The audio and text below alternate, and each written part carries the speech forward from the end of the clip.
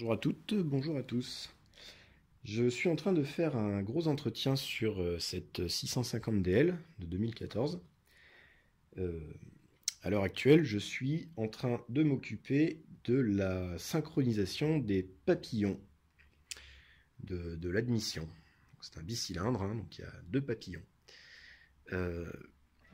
Je pense que ça peut intéresser certaines personnes de voir comment je procède.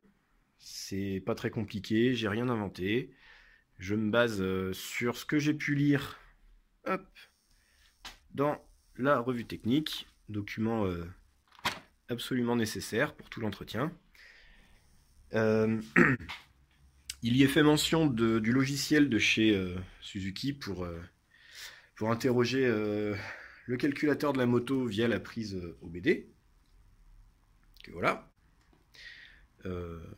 Moi, j'utilise un équivalent de chez Iltech qui fonctionne très très bien pour cette tâche, pour plein d'autres choses hein, d'ailleurs, mais voilà, il fonctionne très très bien. Je vous prie d'ailleurs d'excuser le rangement de mon petit atelier. On est dans un garage de HLM, donc on fait avec les moyens du bord.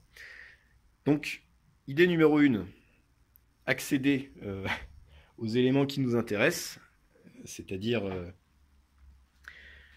toute la partie admission qui se situe en tête de chacun des deux cylindres du véhicule. Donc il faut démonter le réservoir ainsi que le filtre à air. Entre autres, hein, il y a pas mal d'autres trucs à démonter, mais bon, là je ne vous apprends probablement rien. Et une fois que voilà, tout est démonté, il faut utiliser ce petit bricolage là qu'on appelle un dépressiomètre.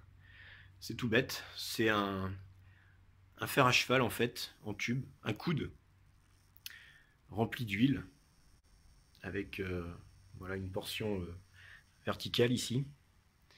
On a un niveau qui s'est stabilisé et hop, à l'extrémité de ce U, on a donc deux durites de la même longueur pour avoir des pertes de charge identiques sur chacun des deux cylindres qui viennent se reprendre sur la petite prise d'air en fait de dépression de l'admission qui normalement est reliée hop, au petit capteur dans la boîte à air. Alors oui, démonter le réservoir, mais il faut qu'il reste branché. Hein. Évidemment, sinon ça démarre pas. Idéalement, tout le reste a été fait, donc tout ce qui est filtre, tout ce qui est fluide, liquide de refroidissement, huile. Moi, j'en ai même profité pour changer les bougies. Voilà, donc je vais démarrer la moto. Elle va monter en température.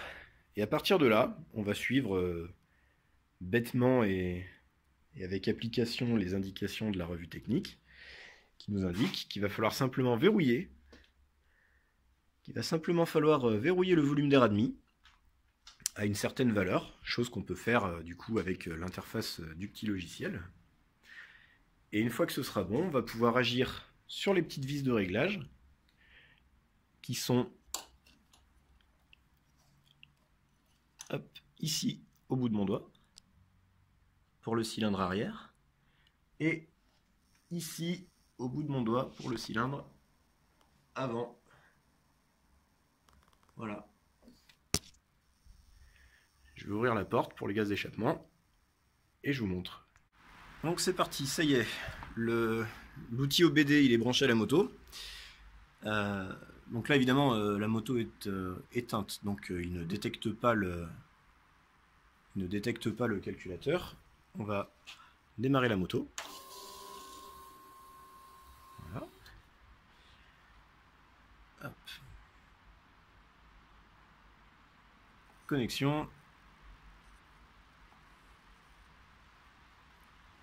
Alors évidemment, comme il manque quelques éléments, comme vous pouvez vous en apercevoir, notamment tout ce qui est afficheur, feu, clignotant, ce genre de trucs, effectivement c'est truffé de messages d'erreur, donc on pourra tout à fait les effacer, hein, ce logiciel le permet, mais c'est pas l'idée du jour. Donc là, on va hop sur Active Tests, et il va falloir verrouiller le volume d'air admis au ralenti.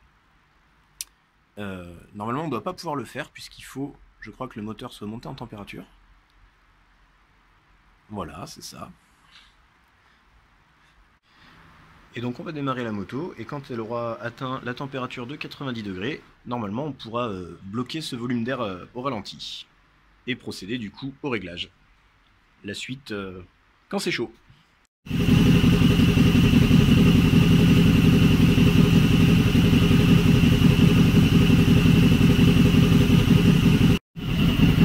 On arrive gentiment à 90 degrés, donc là le moteur a atteint sa température on va dire normale. Le starter se désactive, il faut simplement contrôler que la vitesse de rotation du ralenti soit autour de 1300 tours minute. Voilà.